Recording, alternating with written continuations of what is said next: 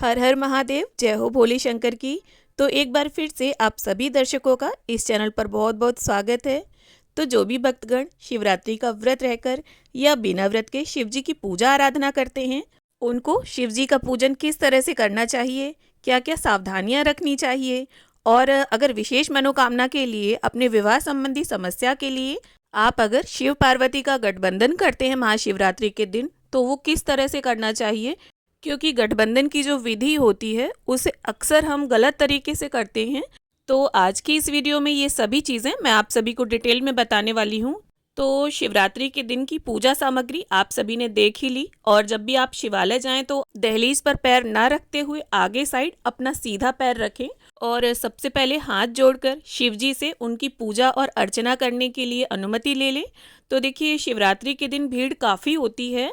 तो यहाँ पर एक चीज़ मैं आपको बताना चाहूँगी कि अगर सुबह सवेरे आप तसल्ली से अभिषेक ना कर सकें शिव जी का, तो आप शाम के समय यानी प्रदोष काल में भी उनका अभिषेक कर सकते हैं। बशर्ते आपको शाम के समय शिव जी के अभिषेक की वहाँ पर अनुमति होनी चाहिए।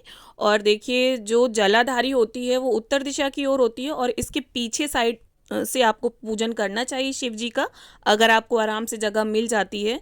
और अगर आपको जगह नहीं मिलती है तो आपको कोशिश ये करनी है कि आपका जो फेस है वो थोड़ा सा उत्तर दिशा की ओर हो। और भाग्य से अगर आप पहले ही हैं जो शिवलिंग का अभिषेक कर रहे हैं, तो इस तरह से थोड़ा सा साफ सुथरा जरूर कर लीजिए शिवलिंग के आसपास। और देखिए, कोशिश ये करिए कि अभिषेक के लिए जो जल आप लेंगे वो घर से ही लेकर जाइए, और तांबे के पात्र में जल लीजिए और उसमें थोड़ा गंगा जल मिला लीजिए। इससे जो पूरा जल होगा लोटे का, वो गंगा जल के समान ही हो जाएगा। अब देखिए, यहाँ पर विष्णु शिवलिंग है तो मैं खड़े होकर पूजन कर रही हूँ। शक्ति शिवलिंग का पूजन बैठकर किया जाता है। अब देखिए, शिवलिंग के पीछे खड़े होने पर जो राइट साइड का स्थान है वो गणपति जी का होता है, तो सबसे पहले आप वहाँ पर जल अर्पित करें। इसके बाद ये स्थान जो है वो कार्तिकेय महाराज का है, तो यहाँ पर जल अर्पित करें आप। और इसके बाद जो बीच में स्थान है वो शिव जी की पुत्री अशोक सुंदरी का है, तो वहाँ पर जल अर्पित करें। और इसके बाद जिस पर शिवलिंग रखा हुआ है ये पार्वती माता के हस्तकमल होते हैं, तो इसके बाद आपको यहाँ पर जल अर्पित करना है, और इसके बाद आपको शिवलिंग पर जल अर्पित करना है। और देखिए, कोशिश ये करिए कि जब आप अभिषेक कर रहे हो तो जो जल की धारा है वो बहुत ज़्यादा प्रेशर में नहीं होनी चाहिए। बहुत पतली सी धारा से आप अभिषेक करें और जल की धारा टूट ना पाए, कुछ ऐसे अभिषेक करें। तो देखिए, नियम के अनुसार शिवलिंग से जल ले जाते हुए बिना जलधारा के टूटे आपको देखिए नंदी जी के चरणों में जल डालना है, और इसके बाद नंदी जी का अभिषेक आप कर लें। और अगर आसपास शिवलिंग के आसपास शिव परिवार की मूर्तियां हैं तो क्रम से आप उन सभी का अभिषेक जरूर करें। और अगर नहीं है मूर्तियां तो कोई बात नहीं, शिवलिंग में ही समस्त शिव परिवार का वास होता है। तो अगर आप शिवलिंग का ही पूजन अच्छे से कर लेंगे, नियम से कर लेंगे, तो समझिए आपने पूरे शिव परिवार का पूजन कर लिया। अब देखिए, अगर आप अलग अलग अभिषेक कर सकते हैं, दूध, दही, घी, शहद, शक्कर, फलों के जूस से, गन्ने के जूस से, देखिए कई तरीके से अभिषेक किया जाता है। अगर आपको मिल जाती है जगह, भीड़ भाड़ ना हो आपके आसपास शिवालय में, तो आप ऐसे कर सकते हैं। और यहाँ पर मैं पंचामृत से शिव जी का अभिषेक कर रही हूँ। पांचों चीज़ों को मैंने मिक्स कर लिया है। और देखिए, अगर आप अलग अलग चीज़ों से करा रहे हैं तो हर चीज़ के बाद सुदोदक स्नान यानी जल से आपको स्नान उस वस्तु के बाद जरूर कराना है। और देखिए, पंचामृत अगर आप स्नान करा रहे हैं तो पंचामृत जो है वो तांबे के बर्तन में ना डालें, आप स्टील का बर्तन ले सकते हैं, चांदी का ले सकते हैं अगर आपके पास है तो। और देखिए, अभिषेक कराने के बाद कोई भी वस्तु शिवलिंग पर लगी नहीं रहनी चाहिए। आपको अच्छे से जल से उन्हें साफ कर देना है, क्योंकि अगर कोई वस्तु लगी रह जाती है तो पूजा का दोष लगता है हमें। और एक चीज़ मैं आपको और बताना चाहूँगी, बहुत से लोग अभिषेक के बाद भस्म चढ़ा देते हैं। तो भस्म जो है वो श्रृंगार का हिस्सा नहीं, अभिषेक का हिस्सा है। अगर आप भस्म चढ़ाते हैं तो उसके बाद जल से स्नान जरूर कराएं। और अच्छी प्रकार से अभिषेक कराने के बाद आपको जो लोटा है उसमें जलहरी से थोड़ा जल जरूर ले लेना है, खाली लोटा घर लेकर नहीं जाना है।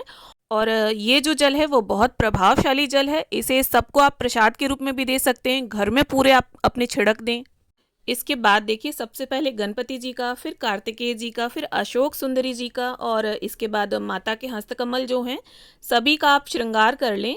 और देखिए, शिवरात्रि के दिन आप शिव जी को कुछ भी चढ़ा सकते हैं, हल्दी, सिंदूर, कुमकुम, क्योंकि ऐसा माना जाता है कि महाशिवरात्रि के दिन ही शिव और शक्ति का मिलन हुआ था, यानी इस दिन ही शिव जी का विवाह संपन्न हुआ था।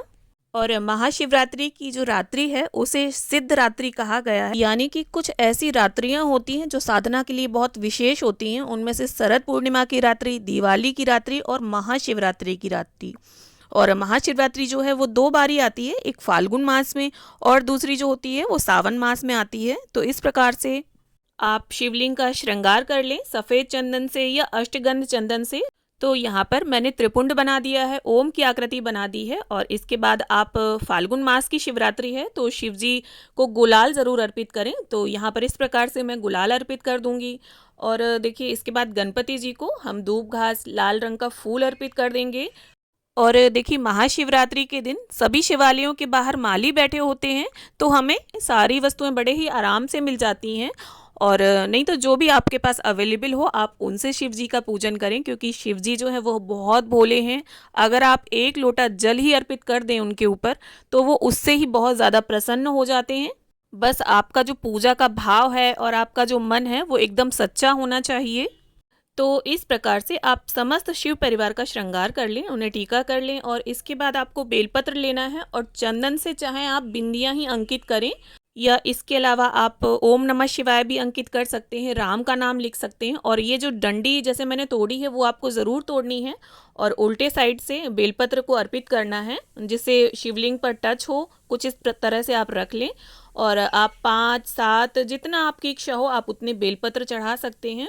और इसके बाद मैं यहाँ पर आंकड़े के फूल अर्पित कर रही हूँ। शिव जी की प्रिय चीज़ें हैं आंकड़े का फूल, आंकड़े का पत्ता, धतूरे का फल, धतूरे के फूल, बेलपत्र, बेल फल, ये सारी जो वस्तुएं हैं वो शिव जी की प्रिय वस्तुएं हैं।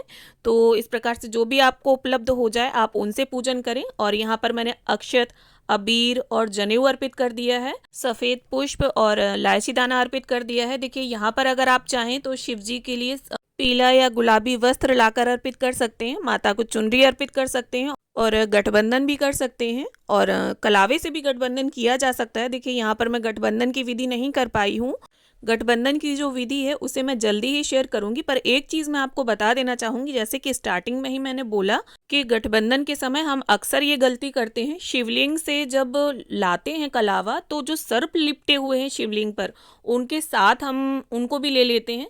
ये नहीं करना है आपको। आपको सर्प जो है उन्हें छोड़ते हुए खाली शिवलिंग का और माता पार्वती का ही गठबंधन करना है। और देखिए अगर आप इतने विस्तृत रूप से पूजन ना कर सकें तो खाली 1 लोटा जल अर्पित करके आ जाएं और घर पर तसल्ली से पूजन करें महाशिवरात्रि का प्रदोष काल में, यानी शाम के समय। उसकी भी विधि मैं आप सभी के साथ जल्द ही शेयर करूंगी कि घर पर आप किस तरह से महाशिवरात्रि पर पूजन करें।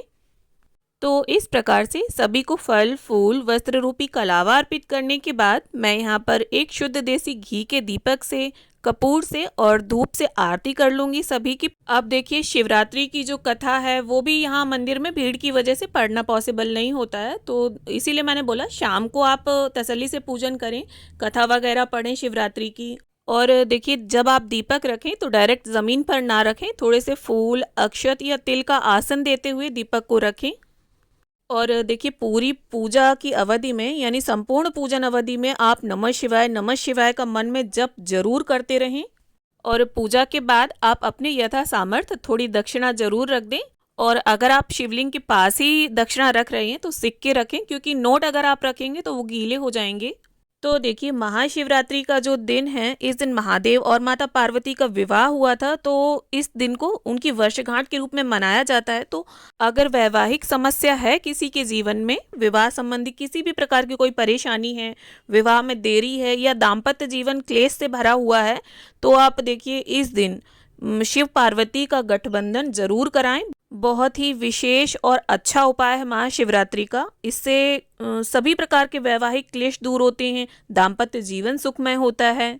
तो आशा है वीडियो आप सभी को पसंद आए। वीडियो अगर अच्छी लगी हो तो इसे लाइक शेयर करें और चैनल अगर सब्सक्राइब कर रखा है तो बहुत धन्यवाद, और नहीं किया है तो अभी कर लीजिए। और कमेंट में ओम नमः शिवाय जरूर लिखिए।